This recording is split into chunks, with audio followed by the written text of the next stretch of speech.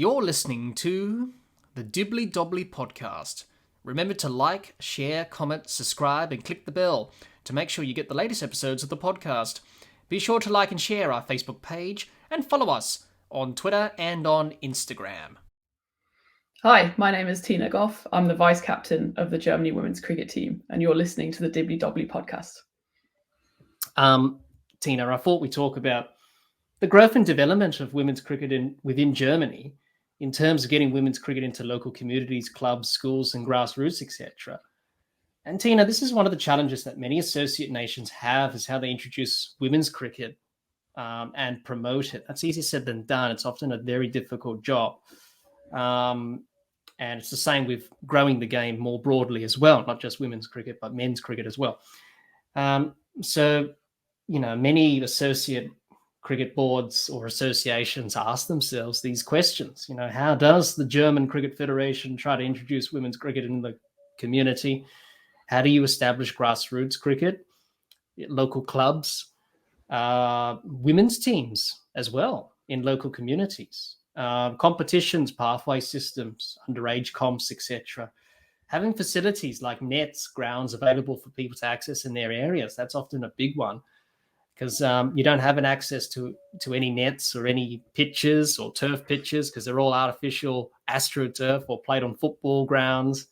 They're not circular, they're rectangular. So, all that stuff. So how do you try and get facilities accessible to people in those areas in the community? And making, sorry, you were going to say something? I was just going to say it's definitely an uphill battle. The one thing that we do have in our favour in Germany is that we have access to a lot of sports halls. Yeah. So because often hockey is played inside, tennis, football, basketball, all the indoor sports are quite well known and popular in Germany, which means we do have access to sports halls. And that's the way that we try to get in Germany, is through playing indoor cricket. Because as you said, we don't have the outdoor facilities. We don't have the nets. I think we have maybe in Hamburg, which is the second biggest city in Germany, we have about 3 or 4 AstroTurf pitches. The local one, which is just down the road from me, is a former hockey pitch. So it's about the size of half a hockey pitch. So I think the boundaries to one side are about 30 meters. But we still play cricket there. So you kind of make do with what you have. But in terms of how you get women into cricket, is we are trying to get into the schools, because I think that's how you start, is you get into schools, young girls who otherwise would probably just turn to football or tennis or hockey because there's 20 clubs probably within a 5-mile radius for them to play in, and they don't have to think about it. They just go and play with another 50 girls who are also playing hockey. How do you then persuade these girls to play cricket when first and foremost they probably don't even know what cricket is? None of their friends are playing cricket. You have to travel if you get to the national team level, you have to travel 5-6 hours to train. It's a tough sell, and there's no getting around that. But what we try to do is just get into the schools and get them at a young age, just hitting a ball. I mean, I think the most important bit is how you actually teach cricket to beginners. Because if you start with, there's 10 ways of getting out, and this is an LBW, and this is how you catch, and don't catch this way, and you can't hit it like that, and you can hit it like that. Suddenly a 6-year-old to 10-year-old is completely lost interest and just is kicking a ball somewhere else. But if you just go in and you have a group of 20, especially girls, because if you have them from the ages of about 6 to 12, they can more or less compete with the boys at that level, because they're kind of the same height, the same strength, before the boys then hit puberty and kind of race away from them. You get them in a group, it can be a mixed group, and just get them hitting a ball and throwing a ball. And that's the starting point. Suddenly they get this feeling for, okay, it's great when I hit the ball and I want to hit it further. And it's a success then when you hit the ball and you can run. And that's how you really start it. You don't start at the, complicated level of what is cricket and the theoretical parts of it, because that's enough to bore anyone, I think, unless you're real cricket badgers like we are. Yeah. But just starting with cricket is about hitting a ball and throwing a ball. And the amount of times we've gone into schools and done that, and suddenly the kids and the girls are really engaged in what you're doing, and they want to keep playing because they want to get better. Because as you touched upon as well, Germany as a country is very into its sport. It's competitive. It wants to do well. It's got naturally sporty people, girls and boys. And if you get them playing the sport on its basic level of hitting and throwing, then you really kind of get that passion from an early age. And that's what we've seen with some of the players in the national team, the ones who have learnt cricket in Germany. They almost always say, yeah, I had a teacher who taught me how to play cricket, and that teacher might be from the UK or from Australia, but it's always that initial passion, that initial spark, which then gets them coming back. And that's what we need to keep doing. We need to keep going into schools, into the sports halls, and just get them playing, and then hopefully from that it will snowball. Yeah, hopefully. And that's always the same answer I get from many people when I've talked to them about this.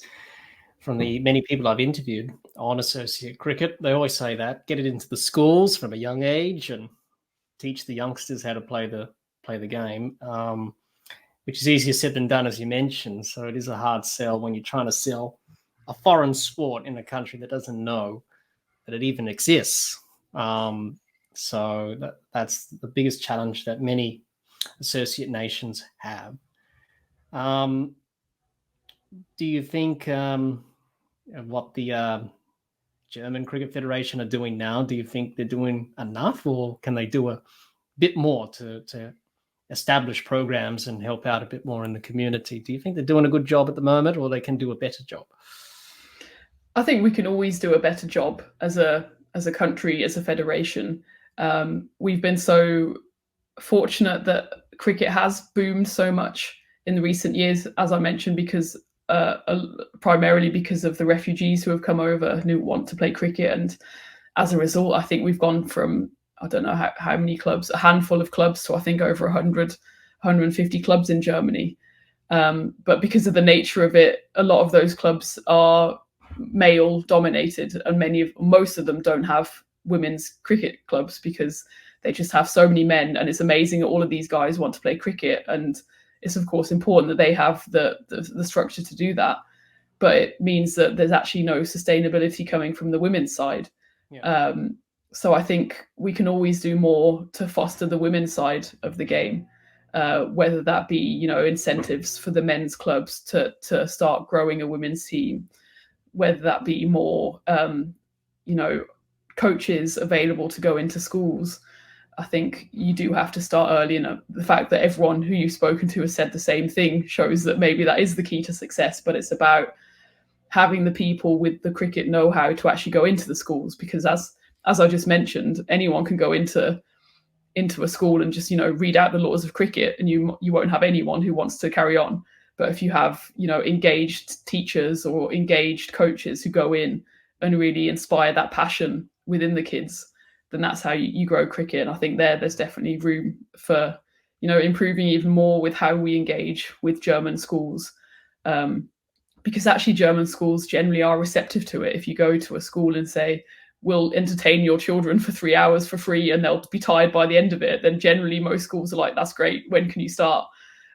So it's about kind of building up first and foremost the network of people who are able to do that within the schools, and then teaching the teachers as well, because it doesn't take too much to teach, for example, a German teacher how to run a cricket session, because they don't need to know the intricacies of it. They just need to know how to set up a few plastic stumps and whacking balls off tees, whatever it might be. So I think, we've got to start from a level of spreading knowledge to the teachers and to the educators, and then they can hopefully go into their respective schools and to spread it there. So it's not an easy task. Of course, it's easy for me to sit here and say, this is exactly what we need to do and why aren't we doing it? But I know it's much more nuanced than that. There's budget that comes into it. There's finding the people in the first place to be able to deliver these kind of skills and sessions. So that's where we need to get to. And we as a national team, a lot of us are also coaches within our communities, and we're also coaching other coaches to run sessions. So we're doing our bit as the national team to try and grow the game, especially for women and girls. Absolutely. Do you see an increased number in girls participating in cricket? Yeah, definitely. So for the first time last year we had an under 15 national team.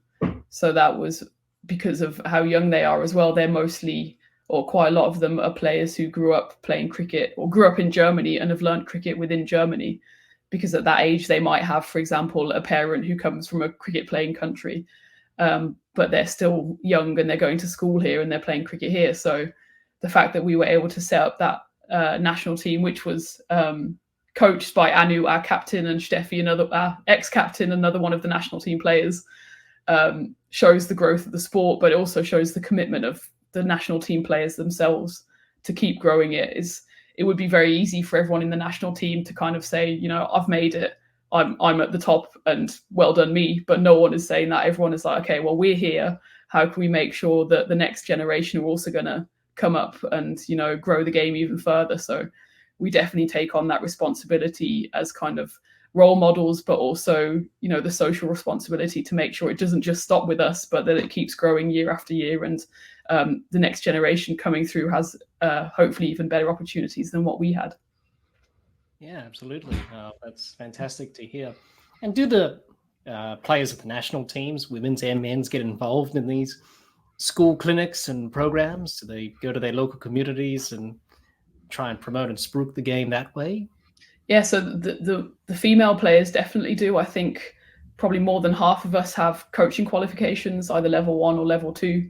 And there's a couple of us. So Anu is on her level 3. I think she's maybe she's definitely the first woman in Germany to get it. And I think she's only one of 2 or 3 who have the level 3 course at all in Germany.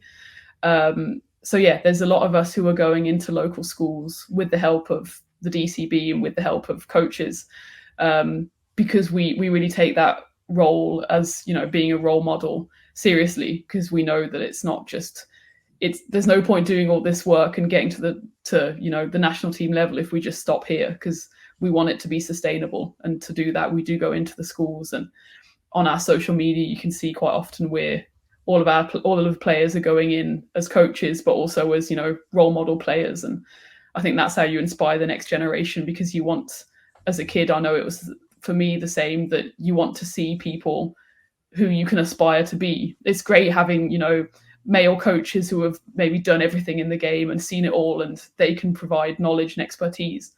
But if you see a female player or coach who's gone on basically the exact same journey that you want to go on, I think that's very inspiring. And that's the role that we're trying to take on as a national team. Yeah, that's fantastic to hear. It's good to see that player involvement as well, giving back to the game and their communities and wanting to help cricket along, which is fantastic. Do you ever see women's cricket becoming the number 1 women's sport in Germany? Do you ever see that happening? I think that's a dream. I don't know if it's a realistic one, simply because of how strong other women's sports are in the country. Of course, we all have to start somewhere. And actually, a lot of the cricket, a lot of the football clubs in Germany actually started as cricket clubs back at the end of the 19th century. A lot of them, because of before the wars, there was a lot of British people living in Germany. A lot of them started as cricket clubs and then transformed into football clubs. So if we can transform them back into cricket clubs, then I think we'll be in good shape. But I mean, we always want to be the biggest that we can be. I don't think we should compare ourselves to sports like, first and foremost, football in Germany, but also tennis and hockey, because they're just on another level of kind of tradition and funding and passion. So I think comparing yourselves to those sports is always just going to leave you feeling a bit depressed. But I think we just want to be as strong as we can be within the country. And there's 80 million people in Germany, so there's plenty of sports to go around. And if we can just grow to the strongest we can be within the country, I think that will already be a massive success. And yeah, I think that's what we're all fighting for in Germany. We all love the game. We wouldn't be pushing it so hard and committing so much time and money and effort if we didn't believe in the game and really love it. So I think as long as you have these kind of passionate people in the country, then you're always going to try and push it and see how far you can take it. Yeah, absolutely. You know, you dare to dream and see what happens in the years to come, whether or not it will be a success or, will get a bit of popularity. But if it gets some traction and then people get behind it, it's not a bad sport, cricket. It's not bad. I want my children playing it, either boys and girls. That's fantastic. So I suppose, everyone starts from somewhere. As you said, many associate nations are in the same boat. But, a lot of them are doing some good work in terms of promoting a sport that is so foreign to the nation and its culture. But I suppose every country in the world does have a connection to cricket in some little way, going way back to history. As you mentioned, the football clubs in Germany, obviously because of the Second World War, of course, a lot of British there. And all that stuff with history in that, cricket does find its way into these associate countries, and, it does have a place in those countries, but you just need to open that sort of door and see what it can do, because it can change people's lives, cricket and sport, especially in countries that are disadvantaged, poverty, poor. I spoke to Craig White from Mexico, and he told me a story about kids playing this street ball cricket competition in Mexico, and they played in a World Cup in India when the Men's World Cup was on at the same time. And he said those kids never left Mexico ever in their life up until that trip. So it does change people's lives, cricket. And if people can, see that and put the money and time and investment into it, it can open a bunch of doors for many things. For many things that it can bring, cricket can bring a lot, and it can definitely have an impact on any country and in their society. So it's good to hear that the game is growing in some way in Germany. Obviously, there's a long way to go, of course. Money and funding, you always hear that from all the associate nations in terms of the ICC could do better, and they can, because they're not really doing that at the moment. They can do more to help out these countries. But it's good to hear that women's cricket's growing. It's good to hear that the national teams are involved as well. It's good to hear that people higher up within the federation in Germany are committed as well. And I think you need passionate people on your side and on your team to get these things done. So it was good to hear your insights on how the game's growing and developing more broadly, but also women's cricket. It's good to see that number increase, and hope it may increase in the years to come. And we get more female cricketers playing in Germany, and obviously taking over from the old guard like yourself. Yeah, you need not that old. Sorry? Not that old. You're not that old. You're only 30, but eventually when you retire, you need someone else to replace you. So it's good to see.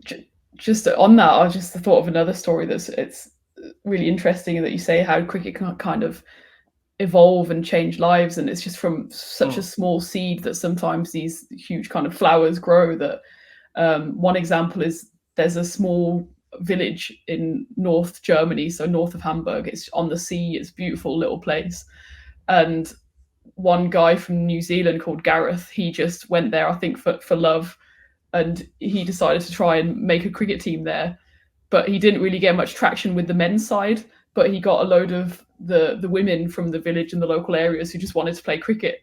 So from that, Damshagen then became like a women's cricket team. They've never had a men's team. This tiny little village in North Germany has just got a women's team, and they even had a grass pitch. They got somehow, I don't even know how, they got a roller so they could actually roll the grass pitch, and it was just this small community of women who just came together. One of the players is also like the mayor of the village, and it was just this tiny community. And two of the players, Selina and Antonia, they made it all the way up to the national team. So they've played cricket for Germany, having just started because one Kiwi wanted to play cricket in his local village in Germany. And Antonia, this year actually, she's doing a year abroad, and she's in New Zealand. So she's also someone, I think, before getting involved with cricket, she'd never really travelled, she'd never really left Germany, and now she's doing a year abroad playing cricket in Wellington as a result of just one guy coming to her village and talking about cricket. So it's amazing how these kind of things just develop from such a small start, and that's the kind of things you need. If you have a Damshagen 20 times over in Germany, then suddenly you have like a huge community of female cricketers. So sometimes it's these tiny little, you know, twists of fate or whatever it might be, me sending a tweet about Cricket Germany, these things kind of, life has a weird way of playing out. So it's really cool, these kind of stories that you have, especially in associate cricket, where it's not always just, you know, I joined an academy from the age of 11 and now I'm playing professional cricket. It's more like, okay, these are some wild stories about how we've all come to where we are today. And I think that's why it's great that I get a chance to talk to you as well, to kind of talk about some of these stories, because they otherwise would not be told. And I think they're such amazing stories of people and cricket and how it kind of brings people together. Absolutely, I couldn't agree more. Some of the stories I've heard from the people that we've spoken to in this series on associate cricket, you can only imagine these stories, and you think, oh, that may not be real, but it is real. Yeah. Like I spoke with people from Estonia on cricket, and they told me a story about a hippodrome, which is like a racetrack in Estonia. And, you know, I think they had a hippo or something came in and stopped play in a game of cricket or something like that. You know, so you hear weird stories like that, which just make you laugh. But in associate cricket, you hear a lot of weird stories. They're often great endings and outcomes, like the story you just shared about that small village in the north of Germany, and then someone playing for the national team who played in New Zealand and at the moment to progress in their cricket career is fantastic. So yeah, no, it's been great hearing those stories and what people share to me. So I feel very grateful for that. And it's the same with you today about your journey as well. And you learn so much because there's more to cricket than the full members. You know, there's 96 associate countries out there that play cricket, and there's a lot of stories to tell. So it's just fantastic, and that's what cricket can do. So, and I think many people would feel the same as well when it comes to that, just hearing these stories and tales of fantasy or fairy tale. But they always have a great ending and also a great outcome and changes people's lives, as we've discussed. But it was good to get your insights on the growth and development on the game in Germany across the board, and also women's cricket as well, Tina. So it was great to hear your thoughts on that.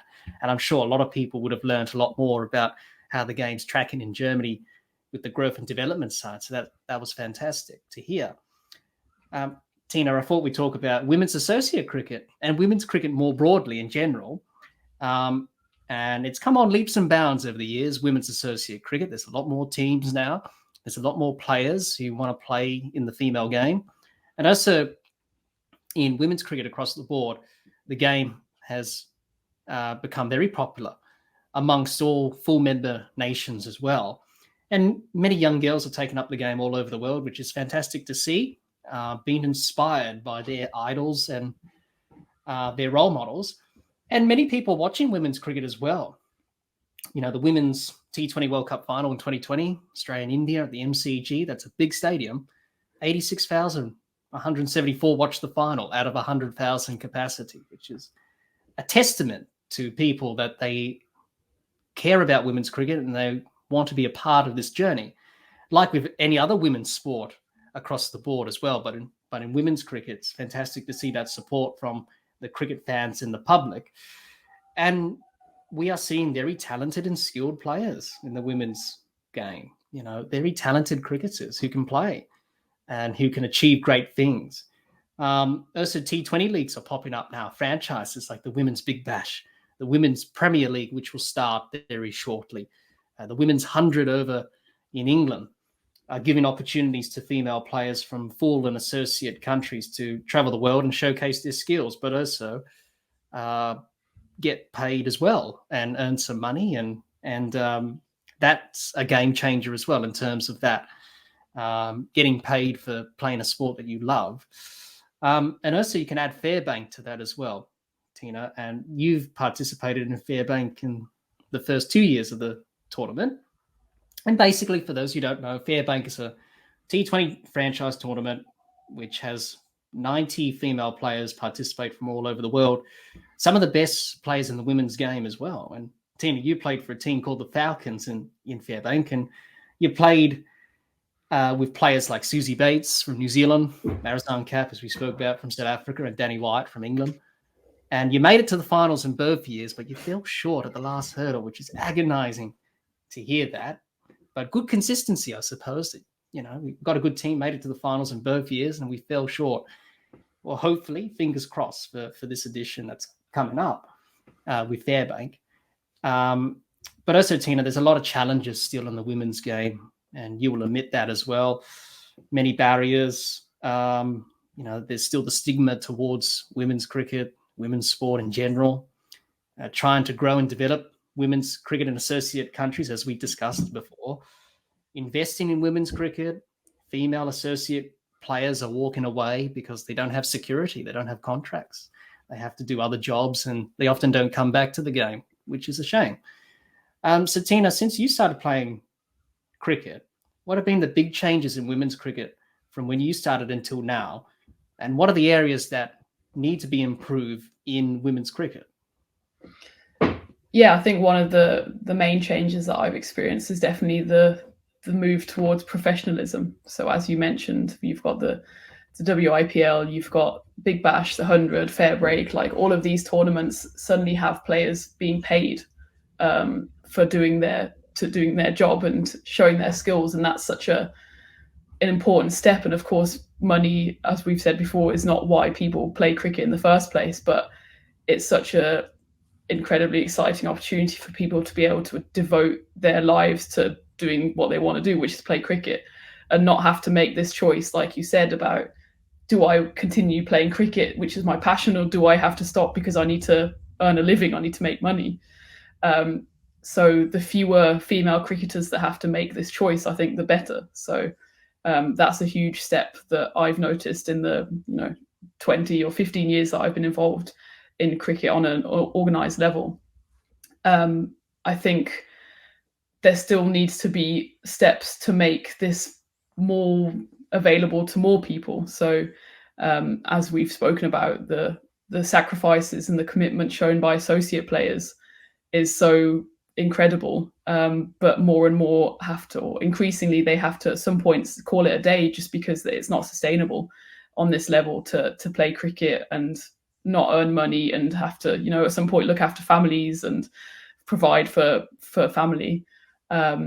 So investing more money into the game as a whole, cricket is not a poor sport generally. If you see the money that is thrown about on certain levels, I think investing more of this into the female side to allow it to become a sustainable career for more people is certainly an important step. And also investing in the grassroots, as we've kind of touched upon, that making cricket more accessible to girls of all ages, of all levels, all abilities. Because as we've said many times now, cricket should be about fun. So getting more people playing a game that is such an amazing game for community, for social skills, for integration, regardless of the whole professional side of things, I think that's really important. I think that's where we can still invest an enormous amount of resources, of money, of time. And I think that should be a collective effort from, cricket boards throughout the world to invest in this, because we've seen through things like the 100, the Big Bash, as you said, the World Cup final, that if you do invest in these people, you invest in the stories, then you see the outcomes. We've always had talented female cricketers across the world. They haven't just started appearing in the last 10 years. But it's giving them the platform to showcase their ability, and also giving them the opportunity to do it as a job, to really invest in their talent. I think that's really significant, and that's something we can definitely do better as a whole, world of cricket. Definitely. I couldn't agree more. We can always do better in both the women's game and the men's game as well. The ICC can do better as well. And a lot of people are not happy with their performance at the moment when it comes to governing the game. They speak a lot of words, but there's no action. Actions speak louder than words, and we need more action from the ICC. To me, it seems like a disorganized family. You're arguing what you're going to have for dinner tonight. It's that sort of thing. Oh, I want this, I want that. But you need to work together as a collective, and strong leadership as well. We need leaders to say yes and leaders to say no.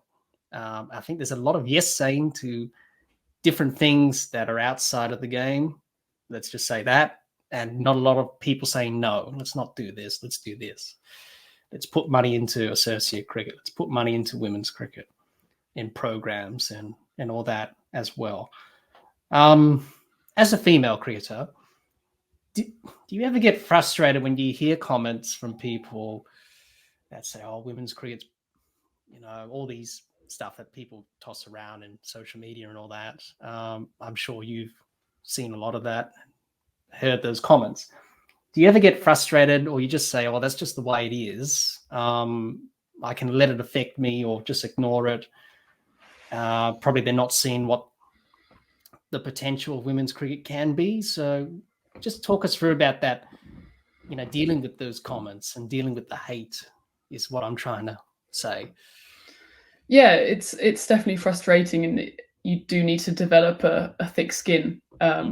Obviously, we, as the German national team have it on quite a low level if you compare it to some of the top female cricketers who have scrutiny on all parts of their life, and the comments that you see, both positive and negative, are quite extreme. The frustrating thing is that it's all, your gender is kind of always used as an excuse. So if you just use the example of a male cricketer dropping a catch, an easy catch, people laugh at them and it's funny, and we don't mind it if if as an English fan an Australian drops a catch, you love it at the time, but you also he's a great player and he's got to where he is because he's an amazing cricketer, and we're all human and we can drop catches and it happens, it's part of the game. But as soon as a female cricketer drops a catch, everyone's then criticising her because she's a woman and she can't play cricket and she's rubbish and this, that and the other. And it's frustrating then that she's apparently not good because she's a female cricketer, rather than just, we're all human and everyone can drop catches at one point or another. And that's the frustrating part. And I think the other side of that coin, though, as well, is that it has got significantly better because of the exposure that these players have had in the last couple of years, be it the World Cup final or at the 100 in the UK. They have a good initiative where you have double headers where the men and women, usually the women play first and the men play afterwards.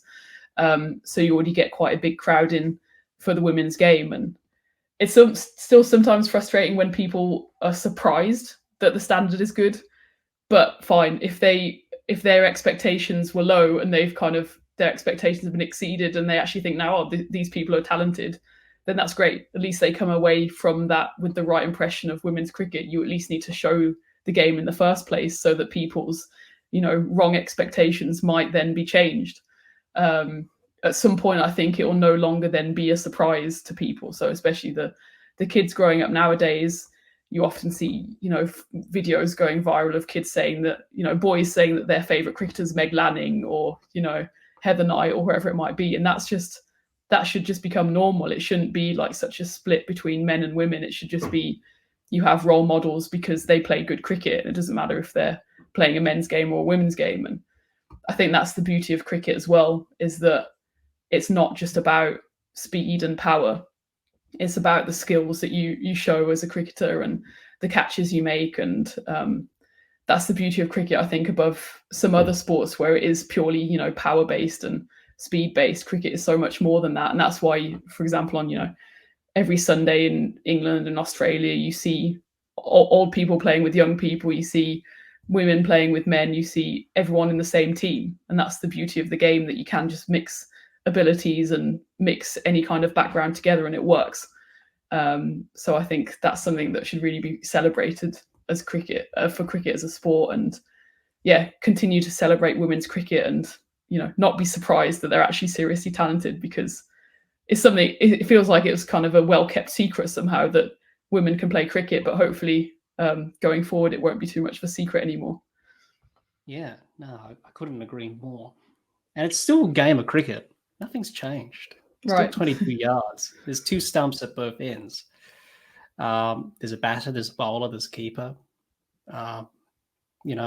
Tactics are the same, different. Some aspects are different when it comes to boundary sizes, the size of the ball, the playing conditions, but it's still a game of cricket, so it is women have been playing cricket for over 100 years, for a very long time in the history of the game. So it's not a new thing that women are playing cricket, but it's,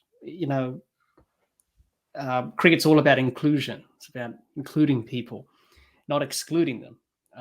It's about making everyone feel welcome, enjoy a game that's a great game. Anyone can play cricket, male or female, or have a disability as well. You can play cricket. So it's an inclusion part that cricket has, and of all cultures as well. People from all backgrounds play cricket, so it's fantastic to see that.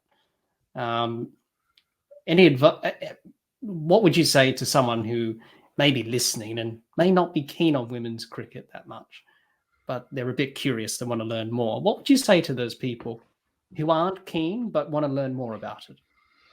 I think just go in, it's kind of the same advice I have for everything, but just go in open-minded and I think the worst thing you can do is go in and try to compare. I think they say comparison is the thief of joy. Like if you're going in being like, oh, well, the men can bowl 90 miles an hour, 80 miles an hour, and the women are only bowling 70. You're like, okay, well, why is speed, or why is being the quickest and hitting it the furthest actually something to be, achieved? You can see the skill of the women in the way, actually more so than the men in certain aspects. So as a man, if you're a male batter, you can kind of just hit a six because you're strong, you're 6'2", and you can hit the ball far. And if you don't have those attributes as a female batter, then you actually have to think far more. Okay, how can I manipulate the field? How can I put the ball in the gaps? How can I put the bowler off her length and things like that? So there's actually far more, in some cases, nuance in the women's game than there might be in the men's game, where at any point you can just smack the ball 90 meters if you need to.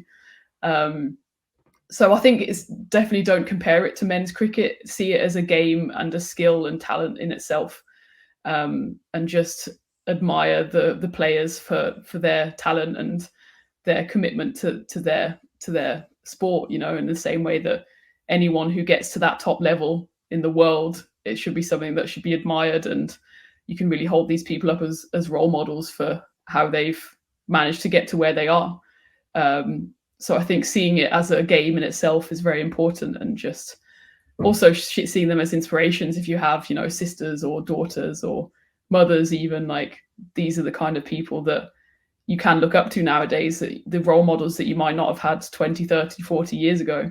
You can see that these people are similar to us, they can make it, and it's these inspiring stories, I think, that really can push on the next generation, even if it doesn't mean, you don't want to be the best in the world, but you might just want to play cricket with your friends on a Sunday, and that's just as rewarding as, really pursuing a career in it. So I think, it's really the power of sport and the power of women's sport that can't be underestimated.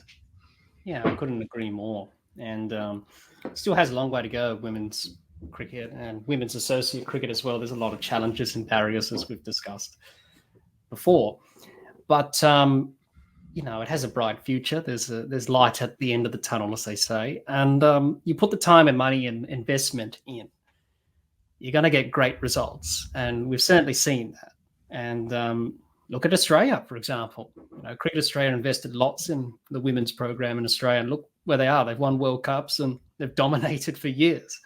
And other countries are trying to catch up, which they're starting to, which is good to see. So the women's game is growing and developing every year. And when you hear female cricketers like yourself and other cricketers, they say the same thing. We want the game to get better and improve our skills and keep learning. So we're seeing that. So women's cricket definitely has a bright future ahead. And I think everyone just wants it to succeed and do well, because there's a lot of potential there. And there's a lot of talented players who are really good and they know what they're doing. So it's fantastic to see the game improving and growing in the women's game, and us being more inclusive. And as you mentioned there, role models, and including your kids. If you have kids, and they see, a female playing a game of cricket or a male, they aspire to play cricket because they see them doing it, and it makes them feel empowered and want to, start this cricketing journey. So it's fantastic. But we need many parties and stakeholders and the ICC to do better, and cricket boards around the world. But we're starting to see that it's good progress, but we can do more. So it was good to hear your thoughts on that, Tina, about how the game is going more broadly, women's cricket, and from an associate point of view. So it was fantastic to hear that. Well, Tina, we finally reached the last topic of our long discussion. I've been doing this podcast for like 3 years, and we always say we're going to do an hour, and then we do 2 and 2.5 hours, and it just blows out. But when you're talking about cricket, you just keep going and you can't stop. So it feels like we've been batting for 6 hours in a test match, and we finally come to the last session, last over of the day. So I think we've earned a well-earned drink after this, don't you think? Definitely. Definitely. Put our feet up, rest up for the next day. But Tina, I thought for our last topic of discussion, I thought we'd talk about what the future holds for women's cricket in Germany. And it's very hard to predict the future, as we know. But looking into the crystal ball, Tina, how do you see women's cricket in Germany, women's associate cricket, and women's cricket going into the future? So your prediction on that to end our discussion. So I think where we're at in Germany is quite a pivotal moment, because we're at the kind of tipping point of whether we can bring this next generation on board. Because as a national team or as a cricket community, you can't always rely on nations that play cricket bringing you people. So, whether it's me, who's kind of got a really strong link to Germany and born in Germany but grown up in England, or whether it's players who've learned in India or Australia who have come to Germany for work or for family, that's not what you can rely on to make it sustainable in Germany. And I think we're getting to the point now where we are bringing up that next generation. So as I previously mentioned, the under 15 girls national team, that is like a clear sign that there is a future for the game, because you're having people coming up who aren't just adults moving to the country at the age of 20 or 25, but kids who are growing up with the game. So it's both a hope and a prediction for the future that will continue to go in that direction. And you have kids playing the game who then grow up, continue to play the game in Germany, and then they might have kids, and that's how it kind of becomes a sport that goes through the generations. And you start playing because your parents start playing because your parents played, and that's often the case, I think, in England and Australia and India. And you want to get to the point where that is also the case in Germany, because then that's when it becomes sustainable. It becomes a legacy rather than just playing it because you happen to stumble across it in a different country. And I think that's also the case more widely for associate cricket. There's definitely a positive trend. So even just on the international level, for the first time last year, we had both a Division 1 and a Division 2 qualifier for the World Cup. So we had, rather than 3 or 4 teams involved in the qualifier, we had 8, 9, 10. So even that is a really positive step, because it means that cricket is growing in Europe as a continent and within the individual countries. And if we can keep going on that trend, then hopefully, like the men's do, we can have divisions 1, 2, 3, 4, 5, however many we need. The more the merrier, to kind of grow cricket within Europe, and then within those respective countries, the more people see these national teams playing and see these inspirational women or men, the more it can kind of develop within those countries. And then I think on a national or international level, it's kind of what we've spoken about. There needs to be more awareness, more promotion of women's cricket, because there'll be then fewer people surprised at the standard and about the ability of people, and actually just you get more fans. So rather than people stumbling upon women's cricket, they actually consciously go, okay, let's go to the women's cricket match, and they bring their friends, they bring their family, they bring their kids. And it's only through that kind of awareness that these things will multiply. And that again goes back to providing the facilities, the structure, the funding for the top players, so that they can continue to be role models, and then that will drip down all the way through to, 10-year-old kids who just want to play with their, friends in the park or whatever it might be. We've all got to start somewhere, and I think, it's a big push from the whole cricket community to build up that kind of environment for us to grow. Yeah, I think that's a pretty good prediction, Tina. And as I said, the future is very uncertain, as we know, but hopefully those predictions come true, and we see the women's game and women's associate cricket and associate cricket prosper in the years to come. And I think that's everyone's ambitions from across the cricketing world. So that's a wonderful prediction that you've given us there, looking into the crystal ball, and hopefully many years to come will come true. Fingers crossed it will. Tina, thank you for joining me today for this Associate Cricket Series episode to discuss all things German women's cricket and your cricketing journey. I've enjoyed it immensely, and I hope you have too, and I hope everyone listening has as well. Just feel very grateful to have this time to hear your story and journey, and I hope everyone has learned loads as well about your story in women's cricket, but also playing for Germany and the sport there, and how cricket's growing and developing in Germany is fantastic. So Tina, if people want to get in touch with you, either to ask questions about cricket in Germany or follow your story, follow your journey on social media, where can people do that? Yeah, on social media. So on Instagram, I'm Tina Gough 18. We also have a German national team page, which is Golden Eagles, because we are called the Golden Eagles. So Golden Eagles DE.